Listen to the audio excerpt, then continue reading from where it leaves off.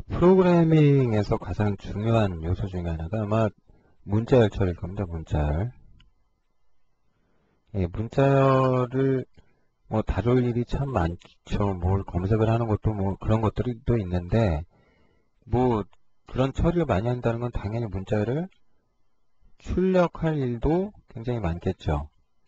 예, 그래서 이 문자열을 출력하는 방법에 대해서 좀 몇 가지 알아두실 게 있는데요. 근데 재미난 거는 여러분 MS 워드나 워드 프로세서 편집기 소프트웨어를 사용하시니까 아시겠지만 글자를 이렇게 쓴 다음에 이제 폰트라는 걸 바꿔주시면 글꼴이죠. 글꼴이 달라지니까 다르게 표현이 되죠. 글꼴을 바꾸는 것 정도가 아니라 크기를 변경한다든지 기울기를 변경한다든지 등등등 다양한 좀 효과들이 있지요.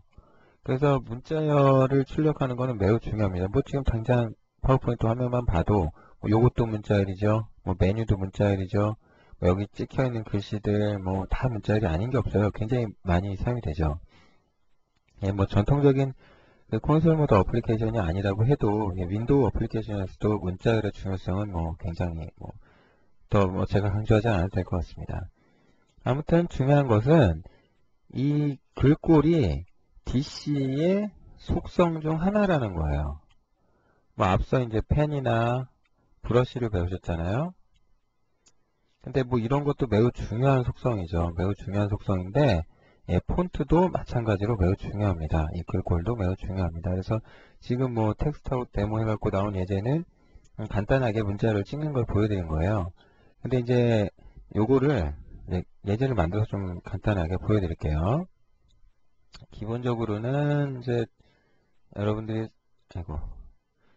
뭔가를 하신다 그러면 문자를 출력을 한다 그러면 일단 예제를 만들겠습니다. 텍스트 아웃 데모라고 하고요. SDI 기반으로 만들어야 될 것 같은데요. 싱글 도큐먼트로 하시고 윈도우 원형 기본형으로 하시고 당연히 그 툴바는 확장 툴바를 사용하지 마시고 전통적인 거 클래식 툴바를 사용하십니다. 그리고 이제 예제가 만들어지면 어디에다 코딩을 하셔야 되냐면 일단은 뷰 클래스 쪽에 메시지 핸들러를 하나 등록을 할게요. WM 페인트. 왜 WM 페인트인가 이거 제가 다시 말씀드리지 않아도 되겠죠 이제는. 그래서 WM 페인트 메시지 핸들러를 등록한 다음에 아마 여러분 마우스 메시지 처리할 때도 여기 이제 글자 찍는 걸 보셨을 거예요. 그러니까 DC에다가 텍스트 아웃이라는 함수를 이용하셔가지고 10, 10행에다가 뭐라고 문자를 찍어라 이런 거 많이 했죠. 그럼 이제 테스트 스트링 이런 걸 출력했다 하겠습니다. 그럼 코드가 굉장히 간결하고 할 게 없죠 지금은. 그냥 문자를 찍었어요. 근데 중요한 건 뭐냐면 이 글씨를 여기 잘 보시면 좀 글꼴이 별로 우리가 좀 생각할 수 없는 뭔가 이상하잖아요. 저 글꼴이 뭐냐면은 시스템 기본 폰트예요. 그러니까 픽스드 시스템 폰트라고 크기 조절도 안 되고 그래요. 그래서 만약에 이제 글씨를 저런 걸 이제 여러분이 쓰지 않고 뭔가 변경을 하고 싶다. 영문만 썼는데 한글도 좀 써볼까요? 한 30으로 잡고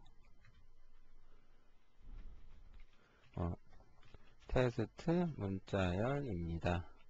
이래 놓을게요. 이제 글씨가 좀 이런 식으로 찍히는 거예요. 그래서 저걸 이제 그냥 쓰셔도 큰일 날 건 아니지만은 폰트라는 게 좀 그래요. 굉장히 잘 다듬어서 쓰실 필요가 있죠. 그래서 폰트를 만들어 쓰실 때는 폰트 객체를 이용해서 하셔야 되는데 그 코드가 지금 어디 나와 있냐면 여러분 책 227페이지 코드 7-17에 들어 있습니다. 그래서 이제 그거를 좀 제가 작성을 간단히 해볼게요. 폰트를 선언할 때는 C 폰트 객체를 하나 선언을 해야 되겠죠? 그 다음에 이걸 또 저장을 해야 될 것도 필요할 텐데, 요걸 선언을 하셔가지고 그냥 하는 게 아니고, 얘를 먼저 할게요. 책과는 좀 다르게 코딩을 하겠습니다. 로그 폰트라는 구조체를 하나 선언을 하시는데요. 예, 요거를 선언을 하고 뭐 저거 초기화할 때를 지금 요런 식으로 했거든요. 제로 메모리라는 API 함수인데 예, 요거 이제 널로 초기화 해주는 거고요. size of LF 하시면 되고 뭐 그냥 구조체 선언과 동시에 초기화를 0으로 해주셔도 뭐 상관은 굳이 없는데 뭐 이렇게 해주셔도 되고요. 뭐 어쨌든 상관없습니다. 0초기화 해준 다음에 여기서 중요한 게 뭐냐면 이게 로그 폰트의 값을 뭐라고 줄 거냐거든요. 로그 폰트의 값을 뭐라고 줄 거냐인데 지금 일단은 여기 ws printf, sprintf 함수 쓰시는 거하고 똑같다고 생각하시면 되는데 참고로 ws printf는 API 함수입니다. 그 일반 C 런타임 함수가 아니고요. LF 구조체에 보시면 LF에 face name이라는 멤버가 있습니다. 요거 문자열이고요. 여기다가 뭐라고 써주셔야 되냐면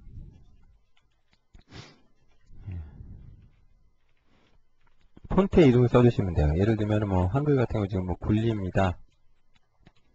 굴림 뭐 이런 식으로 써주시면 돼요. 예, 굴림 뭐 이렇게 써주시면 됩니다.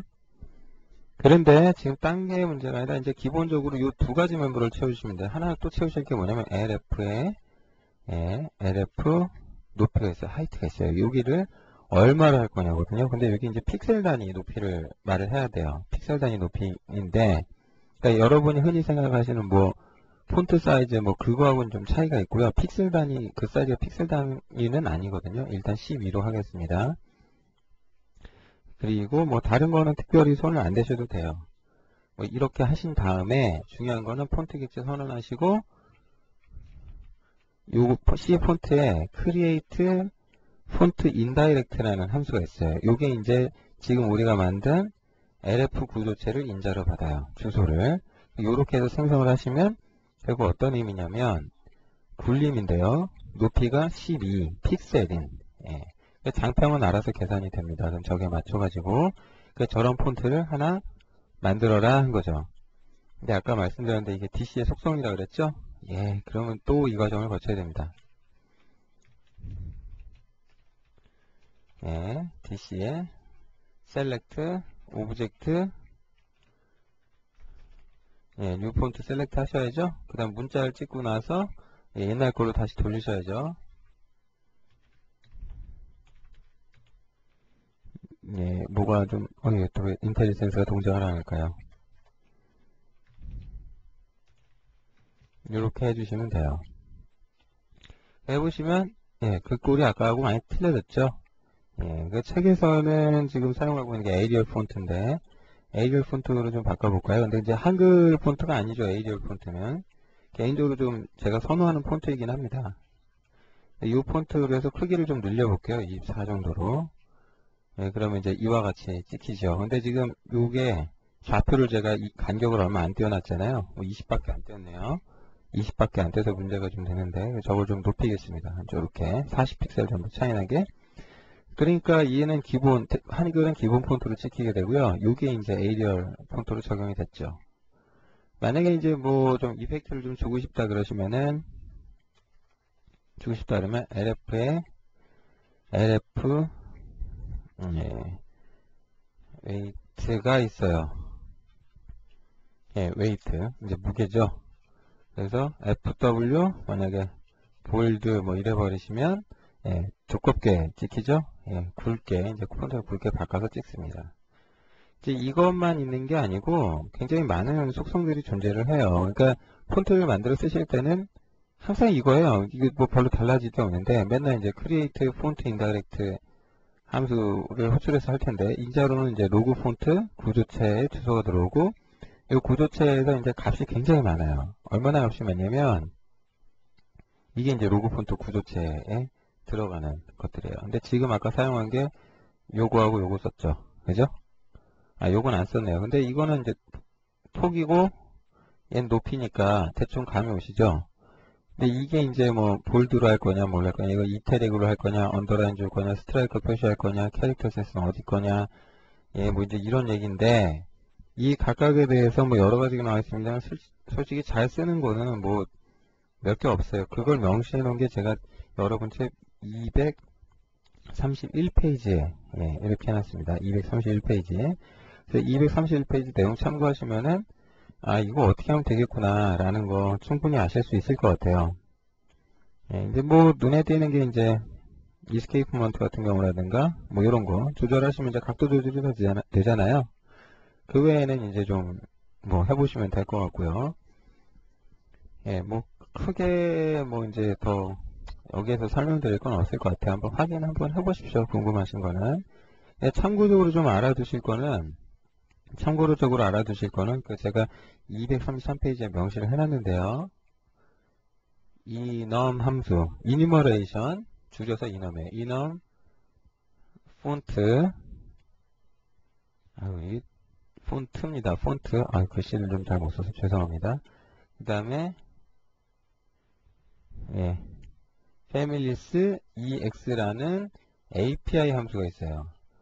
이걸 호출을 하시면은 요거는 아니면 그냥 enum 폰트라는 API 함수가 있는데 요거 호출하시면은 시스템에 이제 어떤 글꼴 설치되는지 여기 싹 리턴이 돼요. 그거를 이제 잠깐 좀 MSDN을 좀 보시면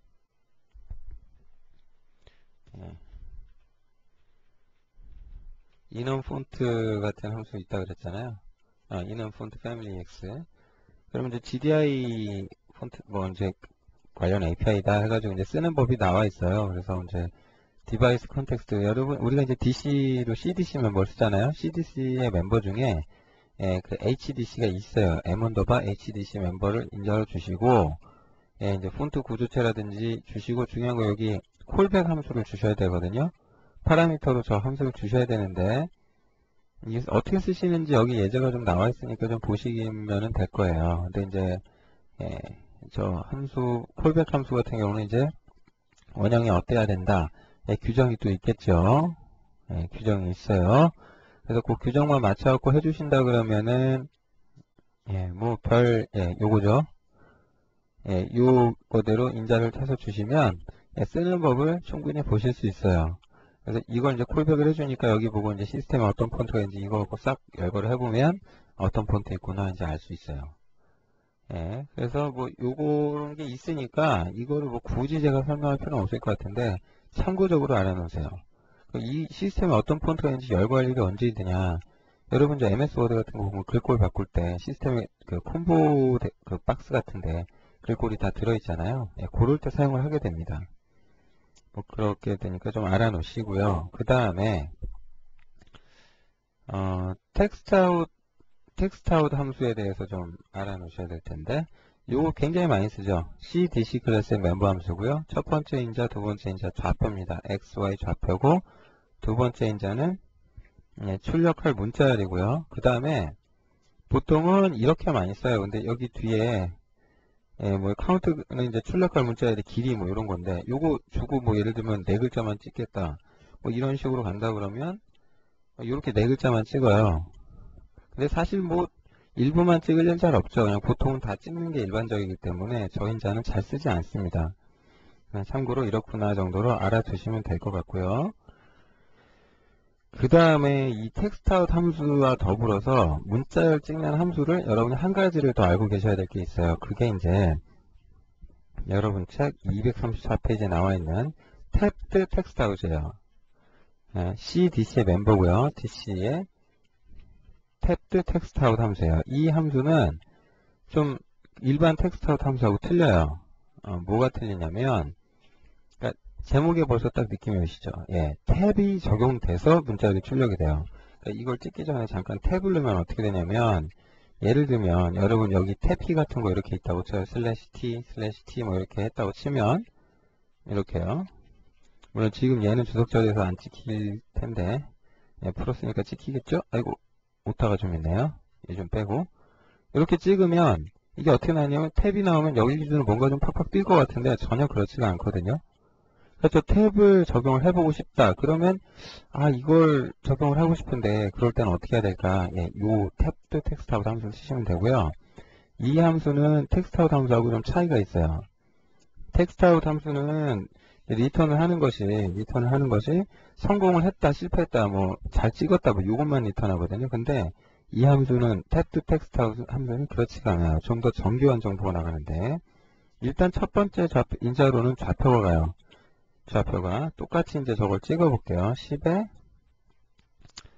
뭐 10 이렇게 해서 찍겠습니다. 근데 일단 좀 제가 요거는 좀 주석 처리를 할게요. 똑같은 거를 이제 찍는 걸 보여드릴 텐데, 그 다음에는 찍고자 할 문자를 쓰시면 돼요.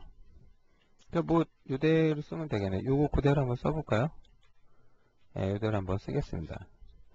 그 다음에 요게 이제 요 다음이 중요한데, 탭이 여러분 그 MS 워드 같은 거 잠깐 보시면, 워드를 잠깐 실행시켜서 보여드릴게요. 워드를 실행해서 보면은 여러분이 이제 탭키 같은 걸 누르시면 이 글씨가 땅 뛰죠. 이게 지금 탭 하나, 여기서부터 여기까지 또 탭 두 개죠. 그럼 이게 이제 간격이 얼마나 되냐는 거거든요. 그리고 이걸 설정하기에 따라서 탭이 이게 이제 일정 간격이 아니라 좀 다르게도 갈 수 있잖아요. 그죠? 이제 그런 것처럼 여기서 그걸 세팅을 할 수가 있어요. 그래서 어레이로 저걸 줄 수가 있어요. 무슨 얘기냐면은 탭 스탑을 어떻게 줄 거냐. 인티저 n 탭 스탑 값을 보통 이제 개인적으로는 40픽셀을 많이 줘요. 그러면 저게 보통은 배열로 줘야 되거든요. 근데 지금 요소가 한 개인 배열로 해서 이렇게 해도 되지 않을까요? 그죠? 예, 이렇게 하셔도 돼요. 어차피 이렇게 하셔도 돼요. 근데 이제 요게 이제 중요한 게 시작점이 또 어디서부터냐 뭐 이런 거거든요. 어디서부터냐인데 요거를 시작점을 보통은 10이라고 제가 이제 딱 줘볼게요. 10이라고 줘보면은 자 이래놓고 찍어볼게요. 그러면은 이게 어떤 의미냐, 여기서 요만큼 10픽셀 떨어지면 여기 어디 되겠죠. 거기서 하나 두 번 띈 거예요. 탭이 두 개니까. 근데 탭 하나마다 몇 픽셀? 40. 그러니까 여기서부터 왼쪽 0번부터 여기까지 오는 그 픽셀 수를 따져보면 얼마가 나오겠어요? 예, 사이즈 따져보면 이제 90이 되는 거죠. 예, 무슨 의미인지 아시겠죠? 예, 그래서 여기서부터 해가지고 이제 80 떨어졌다. 근데 이제 재미난 거는 그거를 갖다 알아낼 수가 있어요. 예, 어떤 의미냐면 얘는 요걸 리턴을 해줘요. 그러니까 여러분들이 이렇게 해서 디버그 모드로 돌리셔갖고 결과를 보시면 여기 사이즈 얼마가 들어가느냐 이제 볼 수가 있어요. 여기 봐보시면은 사이즈 값이 예, x가 190이 나왔고 cx가 24가 나왔잖아요. 그러니까 이게 무슨 의미냐면은 그러니까 앞에 탭이 들어간 건 들어간 거고 요거 합쳐가지고 문자를 여기 다 찍는데 지금 폭이 얼마? 예, 190픽셀 필요하고 여기서부터 여기까지 높이는 얼마? 24픽셀이 필요하다. 이제 그런 의미가 되는 거예요. 그러니까 요걸 이용하면 계산을 해낼 수가 있겠구나. 글자 하나 찍을 때마다 폭이 얼마가 되겠구나. 그걸 알 수가 있어요. 무슨 의미냐? 요거를 제가 잠깐 생각을 하고 여러분이 T라는 대문자 안에 글자가 몇 픽셀이나 되는지 궁금하시죠? 안 궁금하세요? 예, 요렇게 하면 알아내실 수 있어요. 글자 하나 딱 찍는데 요렇게 찍어라 이거죠.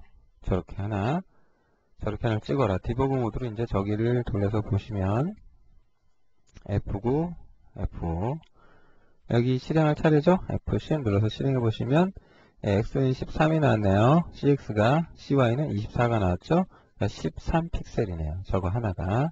그러니까 그렇게 아시면 되겠습니다.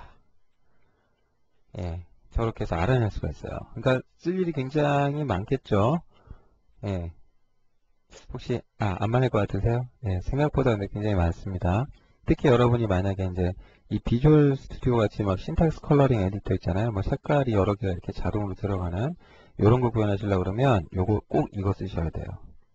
예, 에디트 컨트롤 직접 구현하시려고 그러면 반드시 쓰셔야 돼요. 그러니까 뭐 내가 워드 프로세서 같은 거 짤 일 없다 그러면 모르겠는데 그런 거 개발할 일이 있다 그러면 이거 꼭 쓰셔야 돼요. 그러니까 잘 알아두시기 바랍니다.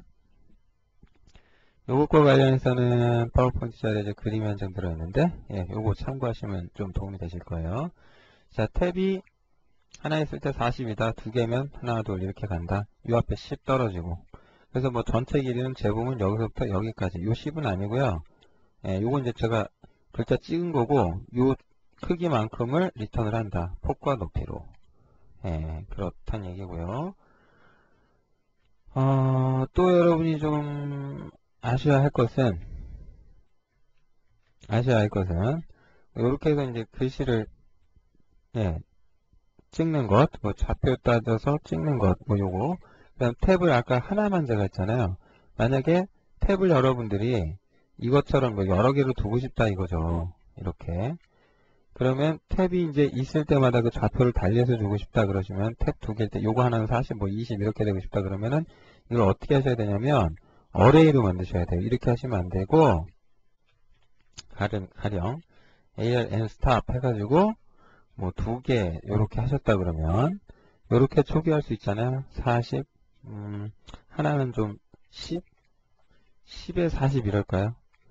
이래버리면 좀 굉장히 좀 차이가 확연히 드러나겠죠? 근데 이렇게 한 다음에 배열의 이름이 이미 주소죠? 그래서 저걸 바로 쓰시면 될 것 같고요. 예, 요소의 개수는 두 개죠. 예, 이렇게 해서 이제 글자를 찍어 보시면 여기서부터 여기까지 길이가 얼마 나오겠어요?